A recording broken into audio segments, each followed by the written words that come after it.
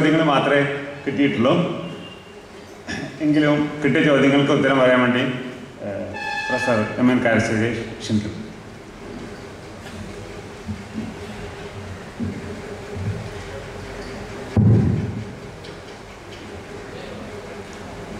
സുഹൃത്തുക്കളെ, ഇവിടെ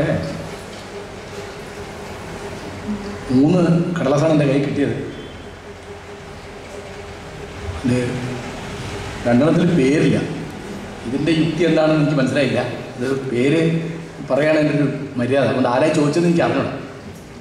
ഇല്ല, ഒന്നാമത്തെ ചോദ്യം, മാറി വരുന്ന മുന്നണികളാണ് എല്ലാ കുറ്റകൃത്യങ്ങൾക്കും കൂട്ടുനിൽക്കുന്നത് എന്ന് MN കാരശ്ശേരി പറയുകയുണ്ടായി.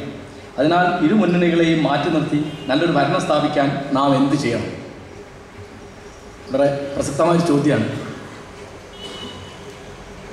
ഇതിലൊരു ഏറ്റവും അടിസ്ഥാനപരമായി നമ്മൾ മനസ്സിലാക്കേണ്ടത്, അനേകം പോരായ്മകളും തെറ്റുകുറ്റങ്ങളും ഉള്ള ഒരു ഭരണവ്യവസ്ഥയാണ് ജനാധിപത്യം. ജനാധിപത്യം നല്ലതാണ് എന്ന് ഞാൻ പറയുന്നത്, അല്ലെങ്കിൽ നമ്മൾ പറയുന്നത്, നമുക്ക് അറിയുന്ന ഭരണവ്യവസ്ഥകളിലേക്ക് ഏറ്റവും കുറ്റവും കുറഞ്ഞത് എന്ന അർത്ഥത്തിൽ. അതിന് തെറ്റുകുറ്റങ്ങളില്ല എന്നല്ല. അപ്പോൾ ഒരു ഉദാഹരണം പറഞ്ഞാൽ, ഒരു കുറ്റവാളിയായി ജയിലിൽ കിടക്കുന്ന ഒരാൾക്ക് മത്സരിക്കാനും ജയിക്കാനും സാധിക്കും. നമുക്ക് അറിയുന്നൊരു കാര്യം. അപ്പോൾ ഞാൻ പറഞ്ഞത്, ഞാൻ ഇനിയും പറഞ്ഞുകൊണ്ടിരിക്കുന്നത്, ഈ നമ്മുടെ രാഷ്ട്രീയ പാർട്ടികളും നമ്മുടെ മുന്നണികളും തെറ്റ് ചെയ്യുന്നു എന്ന് പറഞ്ഞ അർത്ഥം അവരെയൊക്കെ ഉപേക്ഷിച്ചിട്ട്, നമ്മൾ ഈ രാഷ്ട്രീയ പ്രവർത്തനം, ജനാധിപത്യം തന്നെ ഉപേക്ഷിച്ചിട്ട് നമുക്ക് വേറെ സ്വേച്ഛാധിപത്യത്തിൻ്റെയോ പട്ടാള ഭരണത്തിൻ്റെയോ രാജഭരണത്തിൻ്റെയോ ഒക്കെ സ്വാസ്ഥ്യങ്ങൾ ആവാം എന്ന അർത്ഥത്തിലല്ല. ഈ ജനാധിപത്യം, ഈ പാർട്ടി, ഈ മുന്നണി തെറ്റ് തിരുത്തണം. അവർക്ക് ഇന്ന തെറ്റുകളുണ്ട്, ഇന്ന കുറ്റങ്ങളുണ്ട്, ഇന്ന പോരായ്മകളുണ്ട്, അവർ തിരുത്തണം എന്നാണ് ഞാൻ പറയുന്നത്. അതിൻ്റെ ഒരു ഉദാഹരണം ഞാൻ പറഞ്ഞു നേരത്തെ, തുടങ്ങി അങ്ങനെയാണ്. അതായത് പരസ്യമായിട്ടെങ്കിലും ഇവിടുത്തെ മതമൗലികവാദികളെയും മതവർഗീയവാദികളെയും മതഭീകരവാദികളെയും തള്ളിപ്പറയാൻ അവർ തയ്യാറായി. ഞാൻ ഇപ്പോൾ ഒരു ഉദാഹരണം പറഞ്ഞാൽ, പെട്ടെന്ന് ഇക്കഴിഞ്ഞ 2009 മെയ്യിലെ ലോക്സഭാ തെരഞ്ഞെടുപ്പ് കൃത്യമായി PDP കേരളത്തിൽ, ഞാൻ ഉദാഹരണം പറയാം, PDP കേരളത്തിൽ ഒരു രാഷ്ട്രീയ ശക്തി അല്ല എന്ന് കൃത്യമായി തെളിയിച്ചു. ഇപ്പൊ കഴിഞ്ഞ തദ്ദേശ സ്വയംഭരണ സ്ഥാപനങ്ങളിലേക്കുള്ള തെരഞ്ഞെടുപ്പ് ഇവിടുത്തെ മതമൗലികവാദികൾക്കോ മതഭീകരവാദികൾക്കോ ജനങ്ങളുടെ ഇടയിൽ അവരവകാശപ്പെട്ട മാതിരിയോ ഇവിടുത്തെ പത്രങ്ങൾ ഭാവിച്ച മാതിരിയോ രാഷ്ട്രീയക്കാർ പേടിച്ച മാതിരിയോ ഉള്ള സ്വാധീനം ഇല്ല എന്ന് വ്യക്തമാക്കി. 948 പ്രവർത്തിക്കാൻ തുടങ്ങിയതാണ് ജമാഅത്തെ ഇസ്ലാമി. അവർ പല മാതിരി ഒക്കെ പ്രവർത്തിച്ചു. കോഴിക്കോട് ജില്ലയിലെ കാര്യം എനിക്ക് നേരിട്ട് അറിയാം.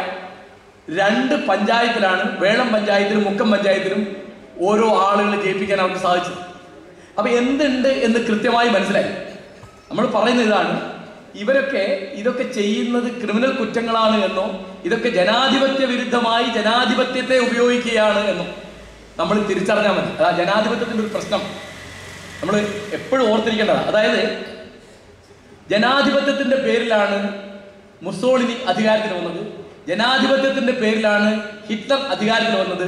എന്നിട്ട് നമ്മുടെ ഇന്ദിരാഗാന്ധി ജനാധിപത്യത്തിൻ്റെ അവകാശം ഉപയോഗിച്ചിട്ടാണ് അവർ അടിയന്തരാവസ്ഥ പ്രഖ്യാപിച്ചതും 5 കൊല്ലത്തേക്ക് എലക്ട് ചെയ്യപ്പെട്ട പാർലമെന്റിന് 6 കൊല്ലത്തേക്ക് കാലാവധി നീട്ടിക്കൊടുത്തു.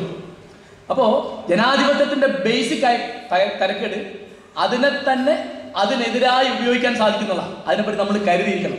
ഇപ്പോൾ എപ്പോഴും പ്രവർത്തിക്കുന്നത് അങ്ങനെ. അപ്പം ഞാനൊരു ഉദാഹരണം പറയാം. അയിത്തജാതിക്കാരെ അമ്പലത്തിൽ കടത്താനാണ് ഗാന്ധി വന്നത്, അതുകൊണ്ട് ഗാന്ധി ചെയ്യുന്നത് വലിയ ദ്രോഹമാണ്, അതുകൊണ്ട് ഗാന്ധി തിരിച്ചു പോകണം, ഗാന്ധി ഗോ ബാക്ക് എന്ന് പറഞ്ഞ് 1931 കുന്നംകുളത്തൊക്കെ ഗാന്ധിക്കെതിരായിട്ട് പ്രകടനം നടത്തിയത്, പ്ലക്കാർഡ് പിടിച്ചുകൊണ്ടിരുന്നത് അന്നത്തെ അയിത്തജാതിക്കാരൻ. ഇന്ന് സ്ത്രീവിരുദ്ധമായ മതനിയമങ്ങളെ മുഴുവൻ പിന്തുണയ്ക്കാൻ വേണ്ടി പെണ്ണുങ്ങളെ തന്നെ ഉപയോഗിക്കാൻ മതപുരോഹിതന്മാർക്ക് സാധിക്കും. അപ്പോൾ ജനങ്ങൾക്കെതിരായിട്ട് ഉപയോഗിക്കാന്ന് പറയുന്നത്. അപ്പോൾ ആ തരത്തിലൊരു പണി പാർട്ടികളിലുണ്ട്. പാർട്ടികൾ അത് തിരുത്തണം എന്നാണ് ഞാൻ പറയുന്നത്. അല്ലാതെ ഈ രാഷ്ട്രീയ പാർട്ടികൾ പിരിച്ചുവിടണം എന്നോ അവർ പ്രവർത്തിക്കുന്ന ജനാധിപത്യം തന്നെ ഇല്ലാതാക്കണം എന്നോ അല്ല ഉദ്ദേശിച്ചത്. ഇപ്പോൾ നമ്മൾ മതത്തെ വിമർശിക്കുന്നത് എന്തുകൊണ്ടാണ്? അത് മതക്കാരത് തിരുത്തണം എന്ന് പറഞ്ഞില്ല, അല്ലാതെ മതം മുഴുവൻ. ഇപ്പോൾ എനിക്ക് അറിഞ്ഞൂടാ, അതായത് ഇപ്പോൾ യുക്തിവാദികൾ എന്താണ് വിചാരിക്കുന്നത് എനിക്ക് അറിഞ്ഞൂടാ. അതായത് മതങ്ങളൊക്കെ ഇല്ലാതെ ആയാൽ വരുന്ന ഒരവസ്ഥയല്ല എൻ്റെ കണക്കിന് മതേതര ജനാധിപത്യം. മതങ്ങൾ ഉള്ളപ്പോൾ തന്നെയാണ് മതേതര ജനാധിപത്യം കൊണ്ട് ആവശ്യമുള്ളത്. അതിന് നല്ല ഉദാഹരണമാണ് മഹാത്മാഗാന്ധി, വേറെ ഉദാഹരണമാണ് അബുൽ കലാം ആസാദ്. അപ്പോൾ അവരൊക്കെ മതവിശ്വാസികളും ഇപ്പോൾ നമ്മുടെ നാട്ടിലെ ഉദാഹരണം പറഞ്ഞാൽ മുഹമ്മദ് അബ്ദുൽ അല്ലെങ്കിൽ മൊയ്തു മൗലവി. അപ്പോൾ മതം ഉള്ളപ്പോൾ തന്നെ നിങ്ങൾ മതേതര ജനാധിപത്യത്തിൻ്റെ ഭാഗമാവണം. കാരണം ഈ ജനാധിപത്യത്തോട് നിരന്നു പോകുന്ന മട്ടിൽ കാലത്തിനും ദേശത്തിനും അനുസരിച്ച് മതം അതിൻ്റെ സത്ത നിലനിർത്തിക്കൊണ്ട് രൂപം മാറാൻ സാധിക്കണം എന്നിടത്താണ് അബുൽ കലാം ആസാദ് നിന്നത്. അങ്ങനെയാണ് ഗാന്ധി നിന്നത്.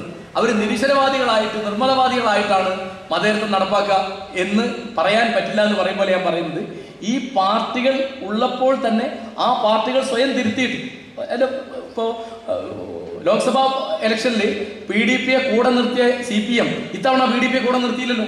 അപ്പൊ PDP ഒന്നുമില്ല എന്ന് ഏതാണ്ട് ആളുകൾക്ക് ബോധ്യം. ഈ തരത്തിൽ അങ്ങനെ ഒരു നിലപാട് അവരുടെ അടുത്ത് വേണം എന്ന അർത്ഥത്തിലാണ് എൻ്റെ വിമർശനം.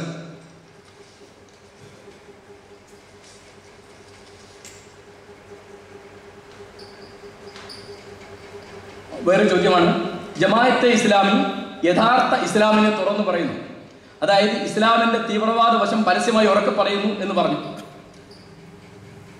കേരളത്തിൽ ഇങ്ങനെ ഞാൻ പറഞ്ഞിട്ടില്ല കേട്ടോ. അല്ല, രാജഗോപാലനോടോ എനിക്ക് പക്ഷേ ഈ ചോദ്യം കാര്യശേരി എഴുതി വന്നില്ല. അങ്ങനെയുണ്ടോ? അല്ല, അങ്ങനെയാണെങ്കിൽ ഞാൻ രാജഗോപാലിന് വേണ്ടിയല്ല മറുപടി പറയുന്നത്.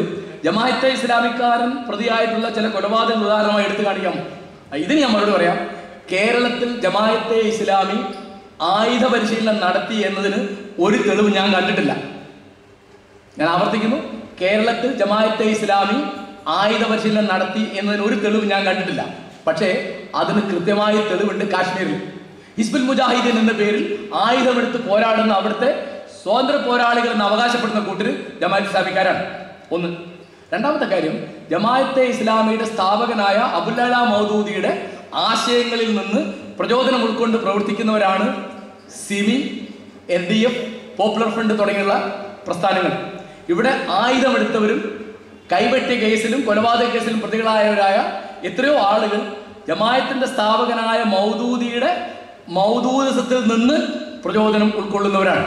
അപ്പൊ കേരളത്തിലെ ജമാഅത്ത് ഇസ്ലാമിയെ പറ്റി അല്ല ഞാൻ അങ്ങനെ പറയാം, കേരളത്തിലെ വേറെ മൗദൂദിസ്റ്റുകൾ അത് ഏത് മാതിരിയാന്ന് വിചാരിച്ചാൽ ഇപ്പൊ മനസ്സിലാക്കാൻ വിഷമമുണ്ടോ വെച്ചാൽ ഞാൻ വേറെ ഉദാഹരണം പറയുന്നത്, നക്സൽബാരിയും CPIയും CPMും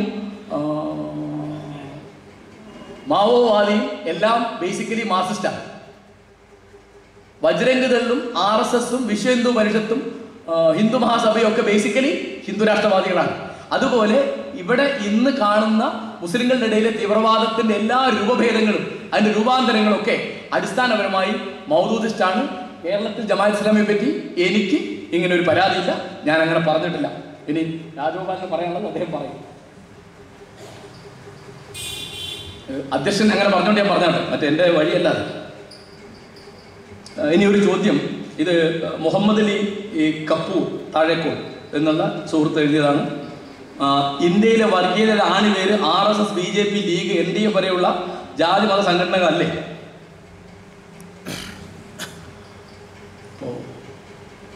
ഒന്ന്, ഇന്ത്യയിലെ വർഗീയത എന്ന് പറയുമ്പോൾ ഈ ഇന്ത്യ എന്ന് പറയുമ്പോൾ തന്നെ ഒരു പ്രശ്നമുള്ളത് സ്വാതന്ത്ര്യാനന്തരമുള്ള ഇന്ത്യ, അങ്ങനെയാണ് ഇപ്പോൾ ഇന്ത്യ എന്ന് പറയുന്നത്.